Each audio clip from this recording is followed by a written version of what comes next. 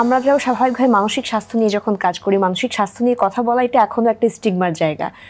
সাংস্কৃতিক চর্চার ক্ষেত্রে নাচের জায়গা থেকে অনেক মানুষের একটা নেতিবাচক একটা মনোভাবও অনেক সময় বিরাজ করে। এই যে স্টিগমার জায়গাগুলো আমরা আসলে কিভাবে আরেকটু শিথিল করতে পারি বা এই জায়গাগুলো আরেকটু ইরাডিকেট করতে পারি সমাজ থেকে, সচেতনতা কিভাবে বাড়ানো যায় বলে মনে করেন? আমার মনে হয় কি এখন এই যে স্কুলগুলোতে যদি আমরা নাচের যে প্রোগ্রামগুলো যদি বাড়াতে পারি, যেমন লেকচার ডেমনস্ট্রেশন প্রোগ্রাম যেগুলো সেগুলো যদি আমরা স্কুল, কলেজ, ইউনিভার্সিটি সবগুলোতে আমরা বাড়াতে পারি, সেখান থেকে কিন্তু এই ইয়েটা বেরিয়ে আসবে। এই ক্ষেত্রে আপনি পৃষ্ঠপোষকতার কথা বলছিলেন, রাষ্ট্রীয় আন্তরিকতার জায়গাটুকু আরো অনেকটুকু তৈরি হওয়া দরকার। রাষ্ট্রীয় পৃষ্ঠপোষকতা আসলে লাগবেই, ওইটা ছাড়া আসলে মানে এগিয়ে যাওয়াটা খুব ডিফিকাল্ট। আমরা আসলে যত নাচের সংগঠন আছে আমরা কিন্তু নিজেরাই কিন্তু অনেক কাজ করে যাই, তো সেইভাবে কিন্তু এগিয়ে যাওয়া সম্ভব। আর স্কুলগুলোতে আমি মনে করি যে সমস্ত বাচ্চারা নাচ করছে, নাচের যখন ক্লাস হয় একদম ছুটে বেরিয়ে আসে, কারণ তাদের যে মানে উচ্ছলতা এবং নাচের টিচার এসছেন, পড়ার বাইরে নাচ করছে, এটা তো ওদের অনেক ভালো লাগার একটা জায়গা। আমাদের এক্সট্রা কারিকুলার অ্যাক্টিভিটিসে কিন্তু এটা যেহেতু আছে, আমার মনে হয় ওইভাবে কিন্তু প্রত্যেকটা স্কুলে যদি এটা ছড়িয়ে দেওয়া যায়, আমার মনে হয় মানসিক স্বাস্থ্যের দিক থেকে কিন্তু এটা অনেকখানি এগিয়ে যাবে। আর করছেও কিন্তু অনেক স্কুল, ইংলিশ মিডিয়ামগুলো তো করছেই, এর পাশাপাশি বাংলা মিডিয়ামেও কিন্তু নাচের বা সংস্কৃতির বিষয়গুলোকে নিয়ে আসছে এবং এই কার্যক্রমগুলো আরো এগিয়ে যাক, আরো বেগবান হোক, সেই শুভকামনায় আমরা রাখছি। ম্যাম, একজন নৃত্যশিল্পী স্বাভাবিকভাবেই এখন বাংলাদেশের সামাজিক প্রেক্ষাপটের জায়গা থেকে যখন আপনি বললেন যে শুধু এটাকে সে পেশা হিসেবে নিচ্ছে নাকি আরেকটা পেশার পাশাপাশি সে নাচ করছে, অনেকে আসলে বিভিন্ন রকম চ্যালেঞ্জের মুখোমুখি হয়, অর্থনৈতিক অনেক ধরনের চ্যালেঞ্জগুলো আসলে ফেস করে থাকেন। তার একজন সে যে মানসিক চাপের মুখোমুখি হয়, এটা কিভাবে সে ডিল করতে পারে এটার সাথে বলে আপনি মনে করেন? মানসিক চাপে যখন একটা মানুষ থাকে, তাকে আসলে আশেপাশের মানুষগুলো আসলে একটু হলেও সহযোগিতা করতে হয়। যেমন আমি মনে করি যে একটা মানুষের যখন, একটা বাবা বা একটা মায়ের যখন মন খারাপ হয়, একটা বাচ্চা যদি এসে পিঠের মধ্যে একটু হাত দেয়, এই স্পর্শও কিন্তু মায়ের মনটা ভালো করে দেয় বা বাবার মনটা ভালো করে দেয়। যখন একটা মানুষ ক্রাইসিসে আছে, তখন আশেপাশের মানুষগুলোকে আসলে তাকে সাপোর্ট দেওয়াটা, এটা আমার কাছে আমার মনে হয়, কারণ অনেকেই নিজের থেকে এগিয়ে আসতে পারে না। অনেকে যখন ডোবে, সেই ডোবা থেকে নিজে উঠতে পারে না। আবার অনেকে আছে যে আমি বারবার ডুববো, কিন্তু আমি বারবার নিজেকে ওই ডোবা থেকে আমি নিজেকে তুলে আনবো, সেই সাহসটা অনেকের থাকে না। এই জন্য আমার মনে হয় আশেপাশের মানুষকে আরো সহনশীল হওয়া উচিত, আর একটু মানবিক হওয়া উচিত। এখন তো আমাদের মানবিকতাই চলে গেছে, সহনশীলতাই চলে গেছে, এবং এই যে একটা মানুষকে সহযোগিতার হাত যেটা থাকা উচিত সেটাও চলে গেছে।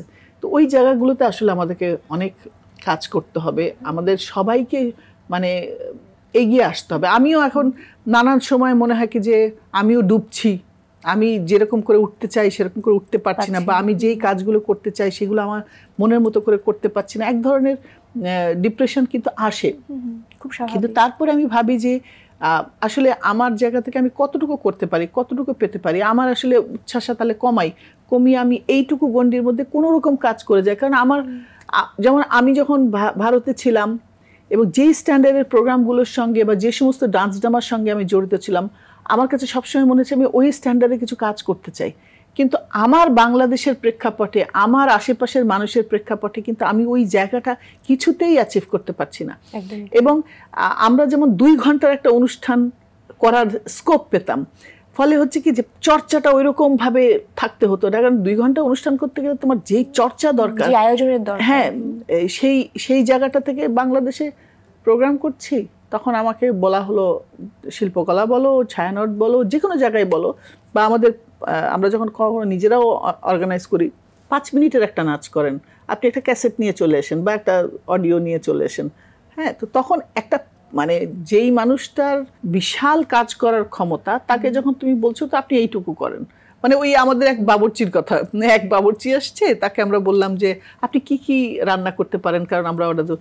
বলে কি, শোনেন, আমি যতই ভালো এবং যতই আইটেম জানি না কেন, আপনি তো অর্ডার দিবেন ওই মোরগ পোলাও, একটা টিকিয়া আর কারণ আপনার ওইটুকুর মধ্যে হয়ে যাচ্ছে, অথবা আপনি আমার এতটা জেনে কি করবেন। তা আমাদের নাচের জায়গাটা হচ্ছে আমরা যতই বিশাল কিছু জানি না কেন, আমার প্রেক্ষাপট হচ্ছে এইটুকুই, যে বাংলাদেশে আপনি এইটুকু করতে পারবেন।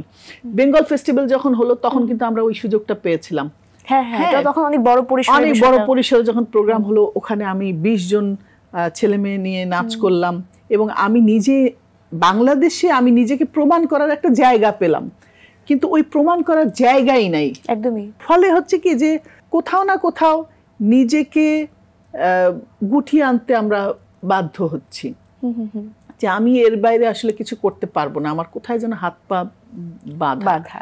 হ্যাঁ, তো ওই জায়গা থেকে গুছিয়ে আনা হচ্ছে, এবং নিজের মনটাকে যে আচ্ছা ঠিক আছে আমি যেহেতু পারলাম না, কিন্তু এই হতাশাও যেন না থাকে, একটু কিছু করে নিজেকে বাঁচিয়ে রাখা। হ্যাঁ ম্যাম, আমাদের অনেকের আসলে একটা ধারণা আছে যারা আসলে নাচ শেখেন বা নাচের মধ্য দিয়ে দীর্ঘ সময় আসলে পার করেন, তারা যখন পরবর্তী নাচকে কন্টিনিউ করতে পারেন না, বিশেষ করে ফিমেলদের ক্ষেত্রে এই জিনিসটা অনেক বেশি হয় যে বিয়ের পরে বা বেবির পরে একটা সামাজিক একটা বাধার জায়গাও চলে আসে। অনেকে মনে করেন একটা শারীরিক পরিবর্তন আসবে বা মোটা হয়ে যাবে নাচকে কন্টিনিউ না করলে, এই ধারণা আসলে কতটুকু সঠিক?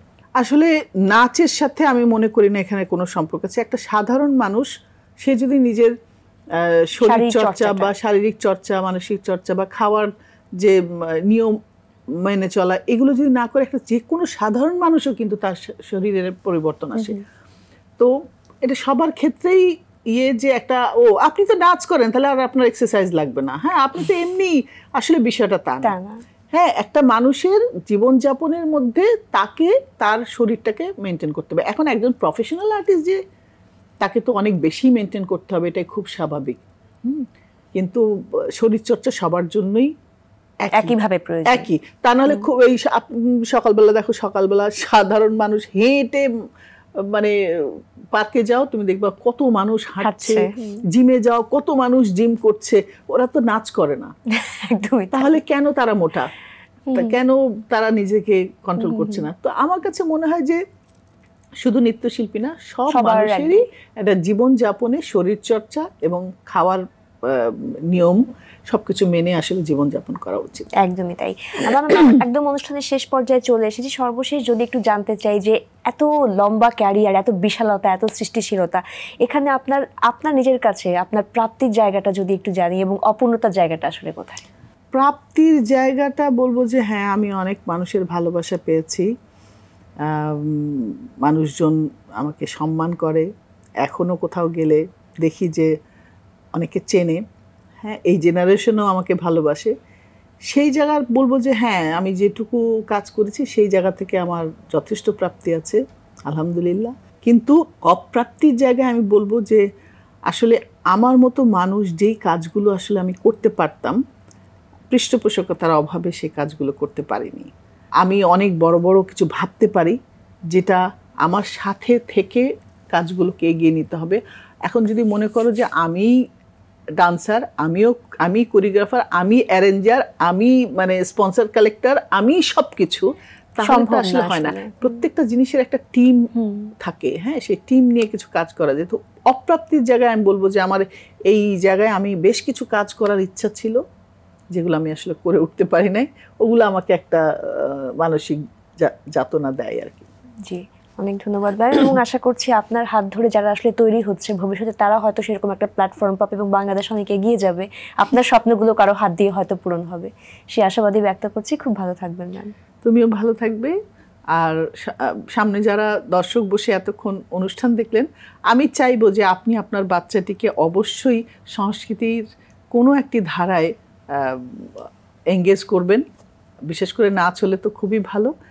তাতে করে তার মানসিক স্বাস্থ্য আসলেই খুব ভালো থাকবে এবং সে জীবনটাকে অন্যরকমভাবে উপভোগ করতে পারবে এবং সেই সাথে তার মননটা তৈরি হবে অনেক সুন্দর। অনেক অনেক ধন্যবাদ। খুব ধন্যবাদ।